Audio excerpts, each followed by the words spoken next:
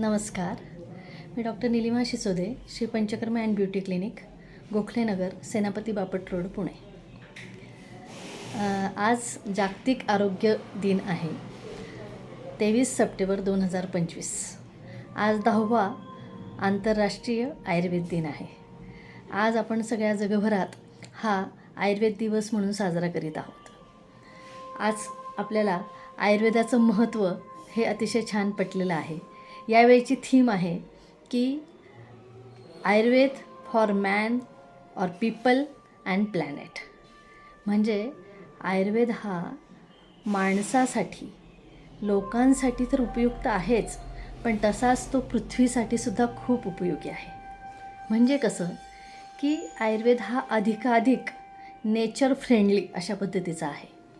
आयुर्वेद आपण स्वतः घेतल्यामुळे नैसर्गिकरित्या बरे होण्याची क्षमताही आपली वाढते, रोगप्रतिकारशक्तीही वाढते आणि त्याचबरोबर आपण निसर्गालाही कुठलंही नुकसान पोहोचवत नाही. आयुर्वेदाच्या ज्या कन्सेप्ट्स आहेत त्या बेसिकली निसर्गावर आधारित अशाच आहेत. म्हणजे जे जे सृष्टीत आहेत, पिंडी ते ब्रह्मांडी, जे शरीरात आहेच तेच ब्रह्मांडात आहे. जे कार्य, ज्या वनस्पतीचा जो भाग बाहेर जे काम करेल ते शरीरातही काम करेल. आणि हे अतिशय निसर्गाला धरून असलेलं असं शास्त्र आहे.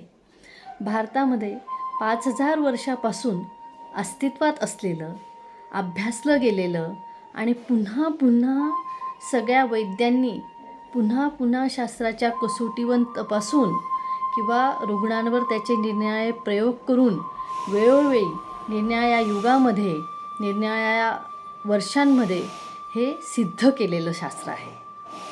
म्हणून हे शास्त्रच आहे आणि तेही कालाच्या परिमाणावर कसोटीने तपासून खरं उतरलेलं असं हे शास्त्र आहे.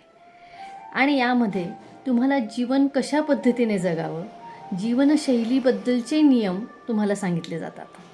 तसंच आहार कसा घ्यावा आणि तो कुठल्या प्रकारचा असावा, तो कशा पद्धतीने आपल्यावर चांगले परिणाम करेल किंवा रोगापासून दूर राहण्यासाठी तुम्हाला कसा या सगळ्या गोष्टींचा उपयोग होईल.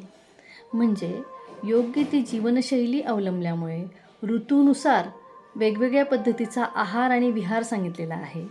त्याचं तुम्ही आचरण केलं आणि आज जे आपण भरकटत चाललेलो आहे, पाश्चात्य संस्कृतीचा अधिकाधिक प्रभाव पडून आणि आपण जे आपल्या संस्कृतीला विसरत चाललेलो आहे, तर ते कुठेतरी तुम्ही याचं स्मरण ठेवायचं आहे. आणि आयुर्वेदाचे नियम जर तुम्ही आज अंमलात आणले तर तुम्ही पाश्चात्य खाद्य संस्कृती किंवा पाश्चात्य विहाराच्या संस्कृती, रोजच्या वागण्याच्या जीवनशैली ह्या त्या वातावरणात त्यांच्यासाठी योग्यही असतील. पण आपल्या इथे भारतामध्ये जिथे सगळे ऋतू अस्तित्वात आहेत त्यानुसार त्या कसं वागावं हे सांगितलेलं आहे. आपल्या इथे मुबलक प्रमाणात धान्य उपलब्ध आहे. त्याचे वेगवेगळे प्रकार आपल्या पाकशास्त्रामध्ये किंवा आयुर्वेदातसुद्धा आयुर्वेदीय आहार या नावाने जवळजवळ 70-75 पुस्तकं आहेत. तर यामध्ये वेगवेगळ्या पाककृतीसुद्धा दिलेल्या आहेत, त्याचे वेगवेगळे फायदे सांगितलेले आहेत. तर ह्या सगळ्याचाच जर आपण अवलंब केला तर आपल्याला पाश्चात्य संस्कृतीचं आहार विहार आचरणात आणण्याची मुळीच आवश्यकता नाही. आणि ज्याप्रमाणे वेगवेगळ्या पद्धतीच्या फॉरेनच्या वनस्पतींची लागवड करून आणि जे आपण पाहतोय की आपली इकोसिस्टीम ही बऱ्यापैकी आपण हलवली आहे. आणि रस्त्याच्या कडेला सुद्धा तुम्ही पाहाल तर पूर्वी जी निंब, चिंच, आंबा अशी झाडं असायची, वड, पिंपळ, त्याच्याऐवजी आजकाल तुम्ही बघाल तर सगळी ती फॉरेनची वेगवेगळी रंगीत फुलं येणारी आणि ज्याचा आपल्याला आयुर्वेदीयदृष्ट्या किंवा शारीरिकदृष्ट्या कुठलाही उपयोग नाही अशी झाडं आता लावलेली दिसतात. शोभेची फक्त ती असतात. त्याचप्रमाणे आपण जर अशी चुकीची आहार संस्कृती वापरली, चुकीचे आहार विहार केले तर नक्कीच आपण हळूहळू म्हणजे मेटाबॉलिक डिसऑर्डरमध्ये तर आपण आता मधुमेहाची राजधानी होण्याकडे आपली वाटचाल चाललेली आहे.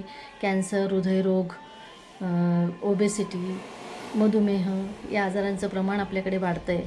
पण याचबरोबर आपण जर अशाच पद्धतीने चालत राहिलो तर नक्कीच आपला जो भविष्यकाळ आहे तो फारसा सुखावं असणार नाही आहे. तर ते जर आपल्याला टाळायचं असेल तर आपण आयुर्वेदीय आहारविहाराचं एक समजून घेऊन आणि त्याचं जर आचरण केलं तर नक्कीच तुम्हाला फायदा होईल. जय आयुर्वेद. आजच्या दिवशी एवढेच.